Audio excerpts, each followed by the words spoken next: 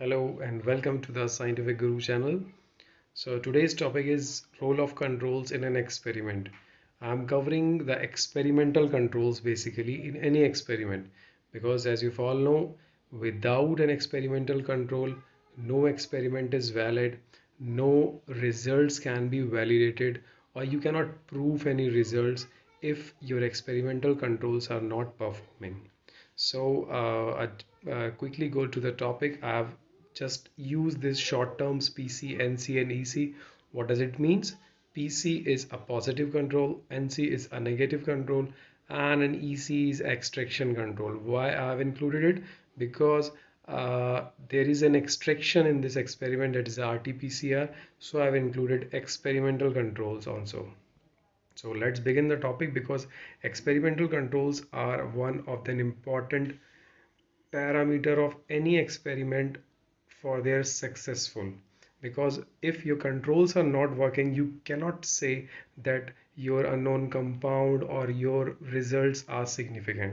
So your experimental controls must be included in all the experiment with a proper way. So let's start. If I'll go to the simple definition, the scientific control in an experiment or observation is designed to minimize the effect of variables other than an independent variable. Okay, so as I've told you, these are designed to increase the reliability of the results, often through a comparison between the control measurements and the other measurements. So these are the controls which are used in any scientific experiment to prevent factors other than those being studies after affecting the outcomes. Means what you are going to perform must be validated if your controls are performing well. So if if an experiment is of animal experiment, for example, you have some drug, you want to prove that this particular drug is having a significant pharmacological activity, then that drug, then you have to take the animals, made a grouping of normal control animal, disease control animal, a known compound which must be given to the animals, and a positive control group. Positive control group means that control group must having some drug which prove their significant pharmacological activity. If your controls means a disease control, negative control and positive control in an animal experiment is not working, then you cannot say that your particular drug is having a significant effect. So I hope you get it. What is the importance of an experimental control in an experiment?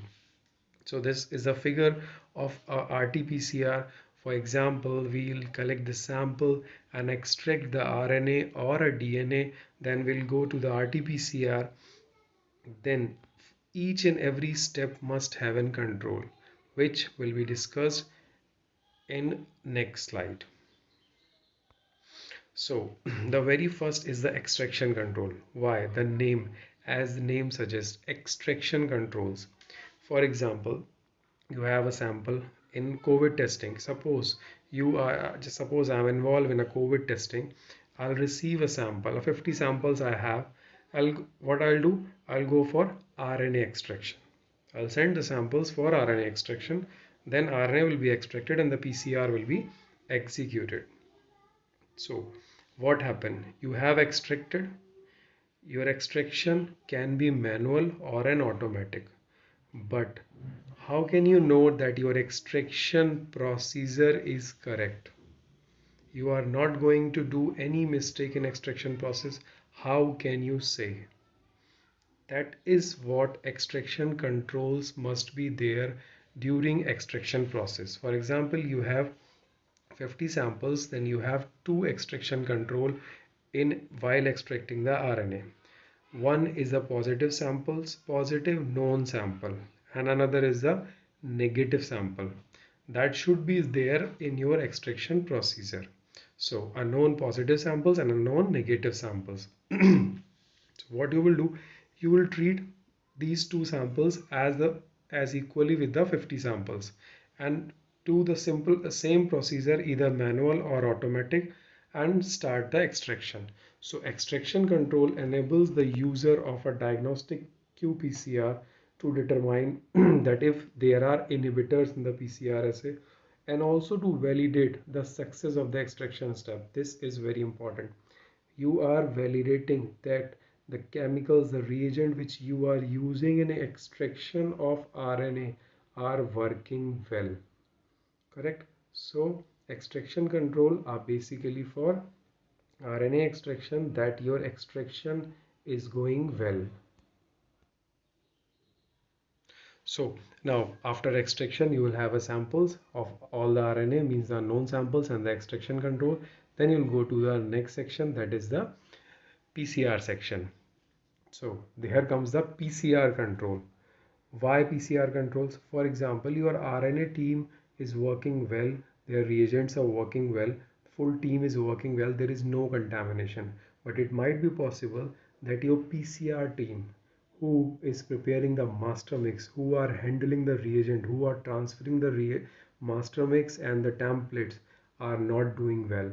It might be possible that in that section there are contamination. So PCR control will be put in order to check that PCR is working well. For that, you have to use sterile water as a negative control and a positive control in PCR, which will be provided from the supplier as well. For example, if you are using any kit, for example Marel or TechPath, they'll give a positive control with known CT value, means that CT value will be fall in that range. Fine. And negative control, there must not be any amplification.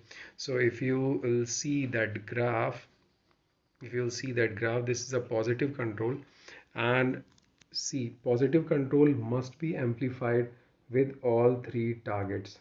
If they are not amplified with any target, then there is a problem in your positive control.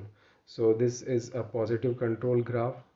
This is a extraction control graph, means extraction and negative control must be flat, means there is no amplification. So I hope these two controls must be clear: extraction control and PCR control. Now next are the internal controls. Internal control are not too important, but they are provided from the manufacturer. They are commercially available. Basically they are using beta actin protein. So if your company, your supplier is providing a beta actin internal control, then you have to put that internal control to the master mix, and that must be amplified. This will show your PCR performance only.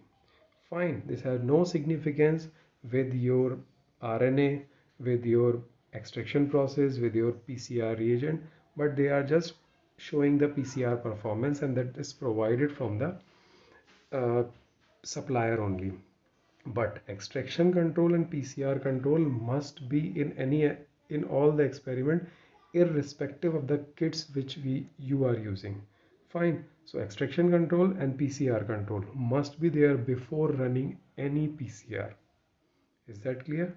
So next control is specific to COVID-19 or any PCR which is related to human. That is endogenous internal control. This is specific. This is very specific.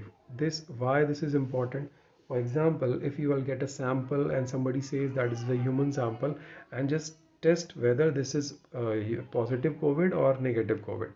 You will test, you will get a flat curve, but you have not used endogenous internal control, which signifies that this sample is a human sample. It might be possible that you will get a blank sample without any sampling.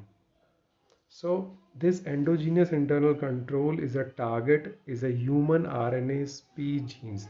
If that is amplifying, this shows that the sample is correct, sample is from some human source. This signifies the sample integrity. If this endogenous internal control, specifically in COVID-19, is giving a negative peak, means there is no amplification in RNA-seq, that is endogenous internal control, then we cannot declare that result as positive or negative. We have to give a repeat test, because This is the case of improper sampling if you didn't get any peak. So this is a endogenous internal control. So I guess these are the basic main three controls: extraction control, PCR control, and an endogenous internal control. I hope all these PCR controls are clear, and these are for any experiment. Positive control for any experiment, negative control for any experiment. Because if your controls are not performing, then you cannot give your result as a perfect result. So thank you for watching, and I hope these controls are clear for your next upcoming experiment. Thank you for watching. Thumbs up.